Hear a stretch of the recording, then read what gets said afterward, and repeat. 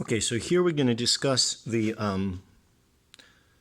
transmissibility of microbes. Lab, you can see the sector that represents the first agar plate.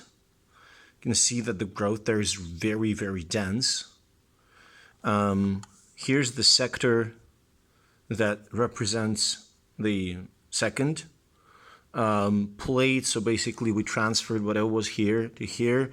Again, pretty dense growth. And finally, sector 3, we start seeing isolated colonies.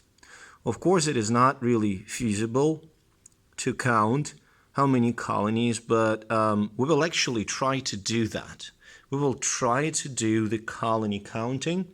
And here's the sector number 4. So in the sector number 4, let's see how many colonies we have.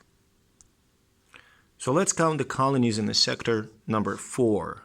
1, 2, 3, 4, 5, 6, 7, 8, 9, 10, 11, 12, 13, 14, 15, 16, 17, 18, 19, 20, 21, 22, 23. So 23 colonies. Now we're going to attempt to count colonies in the sector number 3. This is the colony counter.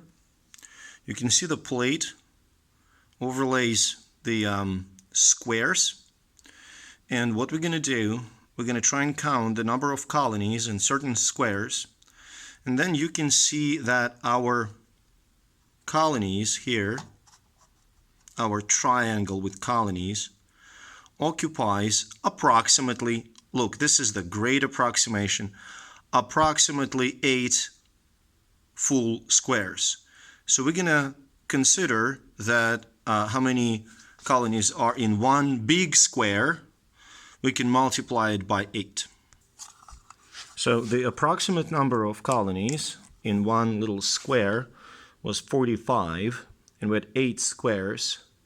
So 8 by 45 is 360. So you can see when we transfer from one model fomite to another, the number of colonies decreases more than 10 times. We can actually, so it's going to be 360 over 23. It's about 11, 12 times. Okay. No, actually it's more. Well, we'll calculate it. All right, so that basically shows us that, first of all, fomites can transmit far, but with each transmission from fomite to fomite, like, I don't know, hypothetically doorknob to doorknob, the number of microorganisms will substantially decrease.